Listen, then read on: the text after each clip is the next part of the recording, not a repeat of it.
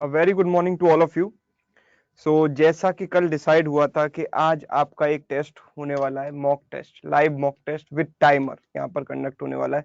तो उम्मीद है आप थोड़ी बहुत प्रिपरेशन करके आए होंगे, बिल्कुल तैयार होंगे टेस्ट के लिए, है ना। प्राची पूछ रही है सर क्या कल लास्ट क्लास होगी? नहीं नहीं, अभी लास्ट क्लास नहीं होगी। अभी और कुछ दो चार क्लासेस और, क्योंकि आपने रिक्वेस्ट किया था कि सर अब थोड़ा सा और एक्सटेंड कर दीजिए, बिल्कुल एक्सटेंड कर देंगे। लेकिन फॉर योर इन्फॉर्मेशन मैं आपको बता दूं कि मंडे ट्यूसडे वेंसडे में हुई नहीं यहाँ पर, तो मंडे ट्यूसडे वेंसडे आपकी क्लास नहीं होगी। ठीक है, उसके बाद जो है नेक्स्ट थर्सडे से फिर आपकी क्लास होगी। ओके, तो आज जो है, हाँ, वो टाइम एंड वर्क करा देंगे संकित, चिंता मत करो। ठीक है, वो मैं करा दूंगा, जब मैंने कह दिया है तो करा दूंगा। लेकिन आज जो है आपका एक टेस्ट कंडक्ट होने वाला है। उम्मीद है कि आप अच्छा परफॉर्म करेंगे। ठीक है, और कोई भी डिमोरलाइज ना फील करे। ठीक है, क्वेश्चन बहुत ज्यादा टफ मैंने नहीं दिए हैं, एकदम मॉडरेट लेवल के क्वेश्चन दिए जैसे मेन एग्जाम में पूछे जाते हैं।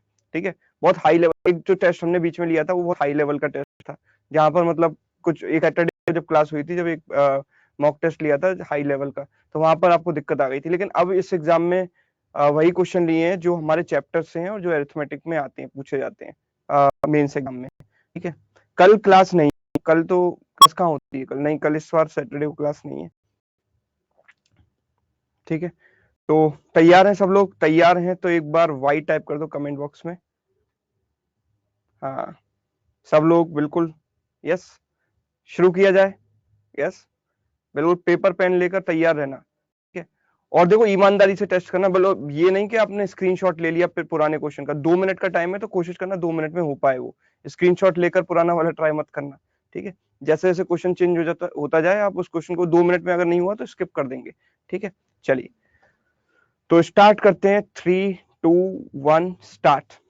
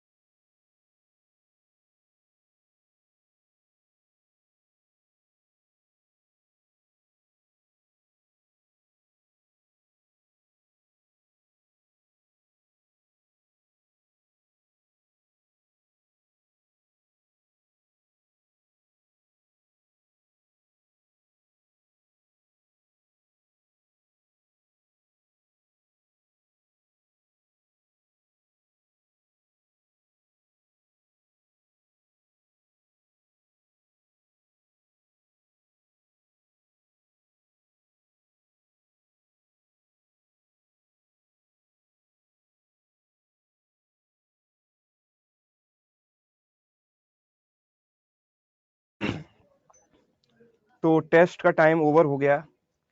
और कितने अटेम्प्ट आपने किए आउट ऑफ 10 ये बता दो। वाह, विवेक से 10, राजन 6, अभिषेक 6, रवि 7, ओके, पूजा 5, श्रीलेखा 4, ऋतु मिताली 10, ओके। अच्छा,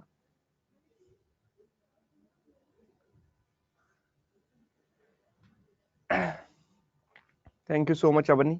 देखो 5, 3, 4 सबके अलग अलग अटेम्प्ट हैं, ठीक है। तो आप मे बी के कई सारे लोगों ने लेट सेशन ज्वाइन किया हो, इसलिए उन्हें नंबर ऑफ क्वेश्चंस कम देख पाए, ठीक है। चलिए तो फिर इसका डिस्कशन स्टार्ट करते हैं। राजन कह रहे हैं 10 इज नॉट पॉसिबल, ठीक है, लेकिन काफी अच्छे सवाल थे, ठीक है। चलिए अब देखते हैं कि इनको सॉल्व कैसे करेंगे। लॉजिकल क्वेश्चन है सारे। पहला क्वेश्चन देखिए, A square floor of dimension 72 centimeter by 72 centimeter has to be laid. Surabhi का आंसर आ चुका है इसमें 858, विवेक से 864। देखो विवेक आपने 10 क्वेश्चंस किए हैं, है ना, 10 क्वेश्चंस किए हैं, लेकिन पहले क्वेश्चन का आंसर आपका गलत हो गया थोड़ा। चलो देख लेते हैं क्या करेंगे। स्क्वायर फ्लोर है एक जिसकी डायमेंशन है 72 बाई 72, है ना, मतलब लेंथ भी 72 हॉरिजॉन्टली और वर्टिकली भी 72 लेंथ है इसकी, breath. So it has to be laid with a rectangular tiles whose length and breadth are in the ratio of 3:2। मतलब यहां पर मुझे टाइल्स लगाने हैं रेक्टेंगल शेप के जिसकी लेंथ और ब्रेथ जो है 3:2 के रेशियो में। सो लेट अस से कि जो टाइल्स है उनकी लेंथ है 3x और ब्रेथ है 2x, ठीक है। एक टाइल की लेंथ है 3x, एक टाइल की ब्रेथ है 2x। तो अगर मैं तरीके से बात करूं तो नंबर ऑफ टाइल्स आएंगे। लेट अस से कि यहाँ पर लेंथ आती है, इस तरीके से मैं पुट करता हूँ इसको, लेंथ आती है, ऐसे पुट करूं या ऐसे पुट करूं, बात तो एक ही है, ठीक है, बात तो एक ही, क्योंकि दोनों तरफ से डायमेंशन सेम है। तो लेट अस से इस तरफ लेंथ आती है, तो नंबर ऑफ टाइल्स कितने होंगे, this total length divided by length of one tile, yes और नो। अगर मैं हॉरिजॉन्टली बात करूं एक रो में कितने टाइल होंगे, एक रो में नंबर ऑफ टाइल्स कितने होंगे, we can say number of tires horizontally we can say 72 upon 3x, ये सुन बोलो, मानते हो कि नहीं इस बात को। और वर्टिकली अगर बात करूं तो उसकी ब्रेथ आएगी, अगर यहाँ लेंथ आती है इस तरीके से मैं टाइल्स को पुट करता हूं तो इस तरफ ब्रेथ आएगी, मतलब नंबर ऑफ टाइल्स कितने होंगे, ये टोटल लेंथ डिवाइडेड बाय एक की ब्रेथ, मतलब वर्टिकली जो टाइल्स आएंगे that will be 72 divide by 2x। Clear? अच्छा, तो 3 से ये कैंसिल हो गया कितने टाइम्स, 24 टाइम्स, एंड ये 2 से कैंसिल हो गया 36 times. So it will be 24 by x, and this is n number of tiles horizontally, and number of tiles vertically will be 36 by x. तो एक रो में कितने टाइल्स आएंगे, तो देखो x की वैल्यू यहां पर दोनों में कॉमन है, ठीक है। x की मिनिमम वैल्यू मैं क्या रख सकता हूं, बोलो x की मिनिमम वैल्यू क्या रख सकता हूं जो दोनों को डिवाइड कर पाएगी, because number of tiles must be integer, ये इंटीजर होना चाहिए, n1 n2 दोनों इंटीजर होने चाहिए। तो x आपको दिखाई दे रहा है कि x की मिनिमम वैल्यू तो मैं 1 रख सकता हूं, ठीक है। x की मिनिमम वैल्यू क्या रख सकता हूं, 1। अगर मैंने x इज इक्वल टू 1 रखा तो I will get the maximum value of n1 and n2, because denominator अगर मिनिमम हुआ तो पूरा फ्रैक्शन मैक्सिमम हो जाता है। तो x इज इक्वल टू 1 अगर मैंने पुट किया तो n1 will be 24 and n2 will be 36, मतलब एक रो में टाइल्स आएंगे 24, एक कॉलम में 36 आएंगे, तो टोटल टाइल्स कितने होंगे, it implies total tiles will be 24 into 36, ठीक है। कि एक रो में अगर 10 है और यहाँ पर 20 है तो 20 into 10 टोटल में हो जाएंगे, ठीक है, 200, ओके।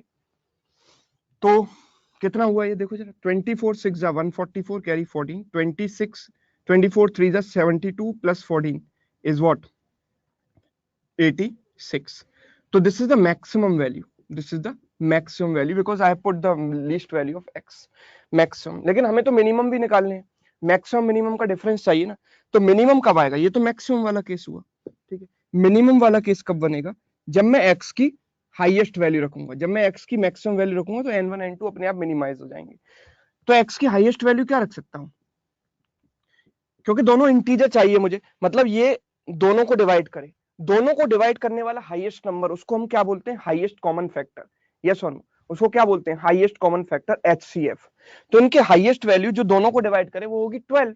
24 एंड 36 दोनों को डिवाइड करने वाली हाईएस्ट वैल्यू कौन सी है, 12, है ना। तो ये 12 हो गई। So I can say it has to be क्या, कि this will be 24, put x is equal to 12, x is equal to 12 रखेंगे तो 24/12 एंड n2 की value 36/12।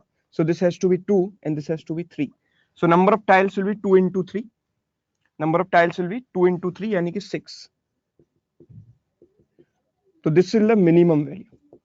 The difference between maximum minimum is 864 minus 6, that is 858. This is the answer. Clear? 858 is the right answer. ठीक है, समझ आ गई बात? Okay. अब विवेक कह रहे हैं सर 6 माइनस नहीं किया। अब देखो माइनस नहीं किया तो गलत है ना, गलत तो हो ही गया। कोई नहीं देखने वाला आपने कितना किया क्या नहीं किया, अल्टीमेट फर्क पड़ता है कि करेक्ट आंसर निकाला कि नहीं निकाला। ओके चलो आगे बढ़ते हैं। Next question, second question. Second question देखो आपके सामने है, ये आ चुका है। देखो, profit on selling 10 candles equals to selling price of 3 bulbs while loss on selling 10 bulbs equals to selling price of 4 candles. Also, the profit percentage is equal to loss percentage and the cost of candle is half of the cost of bulb. What is the ratio of selling price of candle to the selling price of bulb? Selling price of candle to the selling price of bulb, इसका ratio हमको बताना है। चलिए देखेंगे।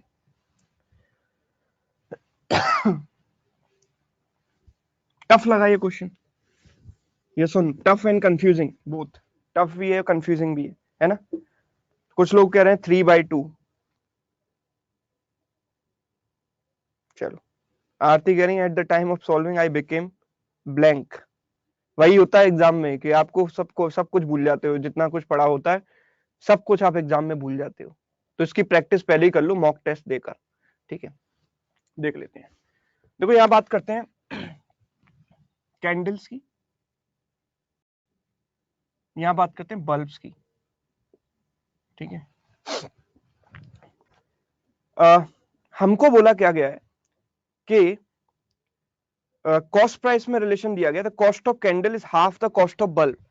तो अगर मैं यहाँ पर कॉस्ट प्राइस की बात करूं तो कैंडल की कॉस्ट इसकी हाफ है, तो अगर मैं इसको 2x मानता हूं तो ये x हो जाएगा। कोई दिक्कत, कोई इश्यू किसी को? ठीक है, यहां तक किसी को कोई दिक्कत नहीं है, बहुत आसान है, ठीक है।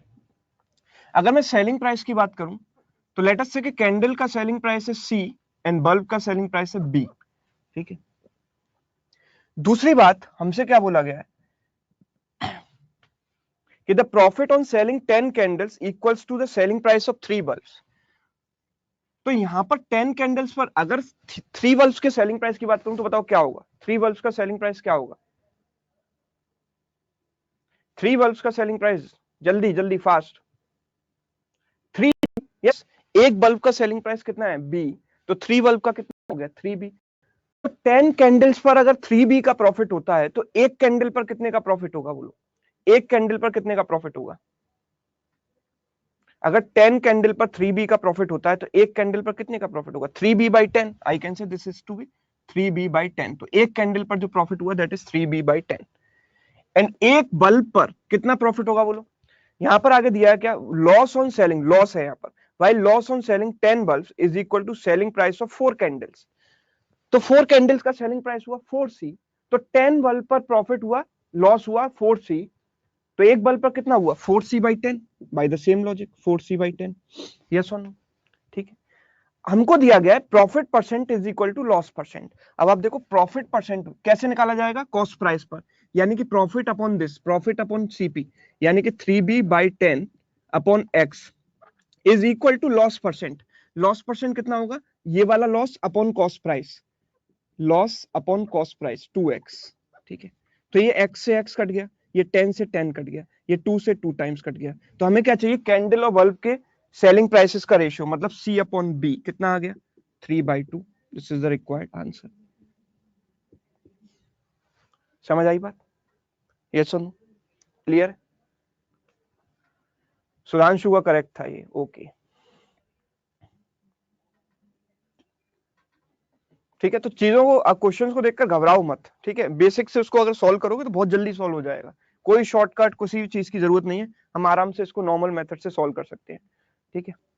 चलो, उत्तर रिपीट मैं नहीं करूंगा क्योंकि फिर मुझे और क्वेश्चन फिर हो नहीं पाएंगे सारे कंप्लीट। तो एक बार आप दोबारा देख लेना, अपने आप ट्राई करना, और फिर नहीं आता है तो आप जो लिंक मिलेगा तब देख लेना। चलिए, तो आगे बढ़ते हैं, नेक्स्ट क्वेश्चन देखते हैं। हाँ, तो इसका आंसर 48, 60, 48, 48। ये मैंने उम्मीद की थी कि ये क्वेश्चन आप 10 सेकंड में सॉल्व कर दोगे, क्योंकि ये कॉन्सेप्ट मैं रेशियो एंड प्रोपोर्शन में बता चुका हूं आपको। आपको याद होगा एक क्वेश्चन कराया था, हेयर एंड क्या था उसमें,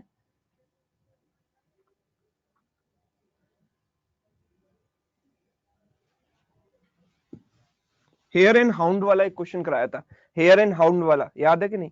हेयर एंड हाउंड वाला एक क्वेश्चन कराया था ना, ठीक है। तो उसमें मैंने आपको टेक्निक बताई थी कि कैसे इसको जल्दी करना है, अब उसी पर बेस्ड ये है। अगर वो टेक्निक जो मैंने बाद में आपको शॉर्ट तरीका बताया था उसको करने का, वो आपको याद होगा तो आप इसको 10 सेकंड में कर लोगे सॉल्व। देखो यहाँ पर दो दो हैं, leopard and tiger, leopard and tiger, ठीक है। हम कैसे करते हैं आपको याद दिला देता हूं एक बार कि Anjali observe that when leopard move 3 steps tiger move 5 steps. जब ये 3 स्टेप लेता है तो ये 5 स्टेप लेता है, ठीक है।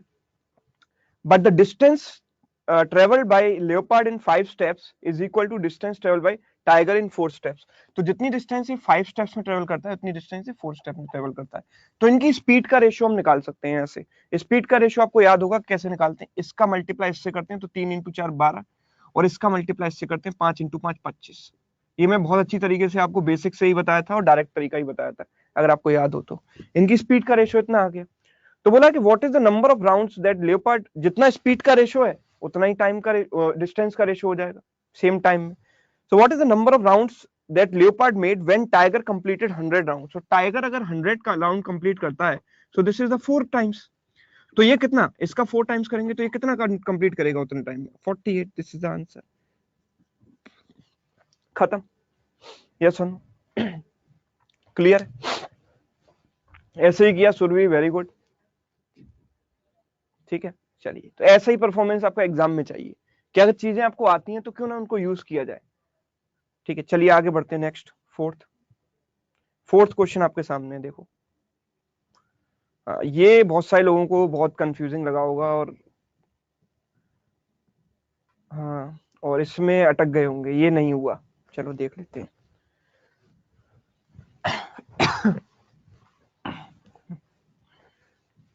देखो, अगर मैं बात करूं एक सर्कल की, तो सर्कल का पेरीमीटर इज द डिस्टेंस, जितनी पेरीमीटर होता है वो टोटल डिस्टेंस होती है, तो पेरीमीटर में अल्टीमेटली यहां निकाल लेता हूं, ठीक है। तो सर्कल का जो सरकमफेरेंस होगा या डिस्टेंस होगी वो कितनी होगी? 2 पाई आर, ठीक है। Distance is 2 pi r, radius हमको दी गई है 3.5, दैट इज 2 इंटू पाई, यानी कि 22/7 इंटू 3.5, है ना। इससे ये कट गया, 3.5 इंटू 2 7 हो जाएगा, 7 से 7 कट जाएगा। सो डिस्टेंस आ गई कितनी? 22 यूनिट्स, 22 यूनिट्स, ठीक है। ये डिस्टेंस आ गई, ठीक है। अब जरा समझते हुए चलना कि एक पर्सन, दोनों डायमेट्रिकली अपोजिट खड़े हुए हैं एक दूसरे के, ठीक है। डायमेट्रिकली अपोजिट खड़े हुए हैं, ठीक है। दोनों अपोजिट डायरेक्शन में चलना शुरू करते हैं, तो लेट अस से कि एक क्लॉकवाइज चलता है तो दूसरा एंटी क्लॉकवाइज चलता है, ठीक है। और स्पीड्स इनकी क्या क्या है? 4 एंड 7। स्पीड्स इनकी क्या है? 4 एंड 7, ठीक है। 4 एंड 7। बोला है कि पहली बार मिलते हैं, on meeting each other they take rest for half a minute and then start running with twice of the original speed. मतलब हर बार ये क्या करते हैं कि पहले मिलते हैं, मिलने के बाद आधे मिनट आराम से रेस्ट करते हैं, बातचीत करते हैं 2 की, और फिर उसके बाद अपनी स्पीड से डबल चलना शुरू करते हैं। तो जब डबल चलना शुरू करेंगे तो इन्हें मिलने में अगली बार आधा समय लगेगा, सिंपल सी बात है कि बोलो नहीं, यस और नो? जब इनकी स्पीड डबल कर दी जाएगी तो मिलने का समय आधा हो जाएगा, डिस्टेंस अपॉन रिलेटिव स्पीड, क्योंकि अगर स्पीड दोनों की डबल हो गई तो इनका जो स्पीड, रिलेटिव स्पीड भी डबल हो जाएगी, मतलब समय आधा हो जाएगा। तो देखो लॉजिकली इसको करेंगे कि फर्स्ट मीटिंग में कितना समय लगेगा, फर्स्ट मीटिंग में, और हमसे बोला है कि 5 मिनट में टोटल कितनी बार मिलेंगे, ये पूछा है 5 मिनट में कितनी बार मिलेंगे। फर्स्ट मीटिंग में टाइम कितना लगा, बोलो। पहली मीटिंग में इनके बीच की डिस्टेंस कितनी है, बोलो। इनके बीच की डिस्टेंस कितनी है पहली मीटिंग के लिए? पहली मीटिंग के लिए डिस्टेंस कितनी है? नॉट 22 यार, तो थोड़ा सोच कर बोलो कि पहली मीटिंग के लिए तो आधी डिस्टेंस है ना, हाफ ऑफ द सर्कमफेरेंस, इसका आधा मतलब 11। तो 11 upon relative speed, I can से 11 बाई रिलेटिव स्पीड कितनी है इनकी? 4 + 7, तो यानी कि कितनी? 11 अपॉन 11 मतलब 1 मिनट।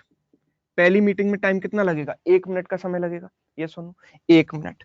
तो पहली मीटिंग में 1 मिनट लगा, उसके बाद इन्होंने आधे मिनट का रेस्ट लिया, हाफ मिनट का रेस्ट ले लिया, तो टोटल 1.5 मिनट हो गया, 1.5 मिनट्स हो गया, 1.5 मिनट्स ओवर हो गया। अब मैं सेकंड मीटिंग की बात करूं, सेकंड मीटिंग, इसके कितनी देर बाद सेकंड मीटिंग होगी? अब सेकंड मीटिंग के लिए देखो, अब ये पास पास आ चुके हैं, एक पॉइंट पर आ चुके हैं, लेटर से यहां पर मिल चुके हैं, यहां पर मिले, ठीक है। यहां पर अगर ये मिले तो अब ये यूं जा रहा होगा, यूं जा रहा होगा, चलेंगे तो ऑपोजिट डायरेक्शन में, ठीक है। लेकिन अब मीटिंग के लिए इनकी डिस्टेंस क्या हो गई? कंप्लीट सर्कमफेरेंस, यस और नो? मिलने के बाद जो कंप्लीट सर्कमफेरेंस हो गई वो इनके बीच की डिस्टेंस हो गई। तो डिस्टेंस कितनी हो गई टोटल? 22, और स्पीड हो गई डबल। तो 22 अपॉन डबल मतलब 8 + 14, इसकी स्पीड हो गई 8, इसकी स्पीड हो गई 14। 22 अपॉन 22 कितना मिनट लगेगा बोलो? 1 मिनट लगेगा कि नहीं? यस और नो? अब इन्हें 1 मिनट लगेगा कि नहीं मिलने में? क्योंकि स्पीड भी तो डबल हो गई, भले ही डिस्टेंस डबल हो गई लेकिन स्पीड भी डबल हो गई, ठीक है। तो अब इन्हें मिलने में लगेगा 1 मिनट और फिर उसके बाद आधा मिनट रेस्ट लेंगे। यस, आधा मिनट रेस्ट लेंगे। अगर मैं थर्ड मीटिंग की बात करूंगा तो थर्ड मीटिंग में क्या होगा? थर्ड मीटिंग में अब इन्हें जब पहली मीटिंग में 1 मिनट लगा था, अब ये पास पास आ चुके हैं, डिस्टेंस तो उतनी है 22, स्पीड डबल हो गई, तो समय आधा लगेगा कि नहीं लगेगा? निकालने की जरूरत नहीं है, सीधी सी बात है कि अब ये पास पास आ चुके हैं, सेकंड मीटिंग हो चुकी है, और अब ये जब चलेंगे तो डिस्टेंस तो 22 ही रहेगी लेकिन स्पीड डबल हो जाएगी, तो टाइम आधा हो जाएगा। तो पहले 1 मिनट लगा था, तो मैं सीधे बोल सकता हूँ कि अब इन्हें आधा मिनट लगेगा, हाफ मिनट, और फिर हाफ मिनट का रेस्ट, ठीक है। मिनिमम जो ऑप्शन दिया गया है 5 टाइम्स दिया गया है, तो कम से कम 5 मीटिंग तक तो हम चेक करेंगे कि नहीं करेंगे? जो मिनिमम ऑप्शन है 5 टाइम्स है, तो कम से कम 5 मीटिंग तक चेक करेंगे, उसके बाद देखेंगे, ठीक है। फोर्थ मीटिंग में देख लो, उसके बाद देखेंगे 5 मिनट अगर ओवर हो गया तो ठीक है, नहीं तो फिर एक मीटिंग और कराएंगे। फोर्थ मीटिंग अगर देखें तो फिर इससे आधा समय मतलब हाफ, 1/4, हाफ का भी हाफ, 1/4 मिनट, फिर आधे मिनट का रेस्ट। और अगर फिफ्थ मीटिंग की बात करेंगे तो फिफ्थ मीटिंग में क्या होगा? टाइम लगेगा 1/16 मिनट एंड हाफ मिनट का फिर रेस्ट, ठीक है। हाफ मिनट का रेस्ट अभी छोड़ देते हैं, यहां तक मिल चुके हैं, देखो 5 मिनट ओवर हुआ कि नहीं हुआ, ठीक। देखो जरा कितना हुआ, दिस इज 1 1 2, दिस इज 1/2 1/2 1/2 1/2, कितनी बार आया? 1 2 3 4 5 बार।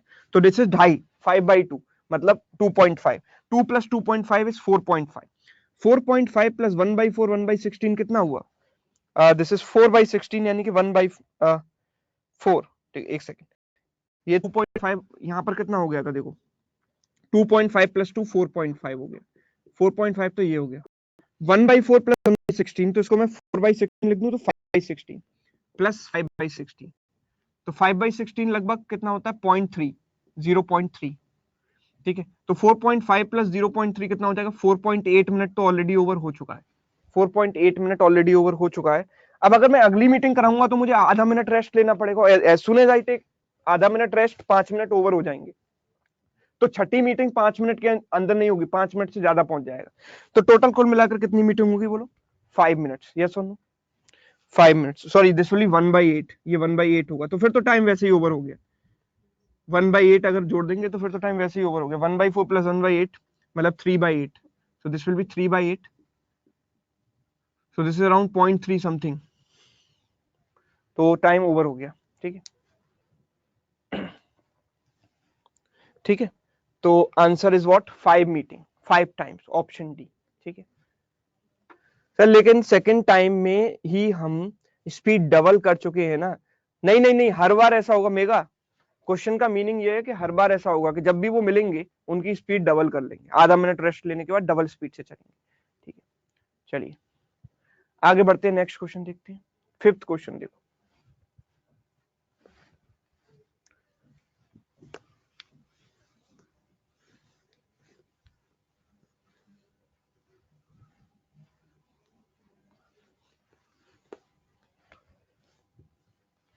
देखो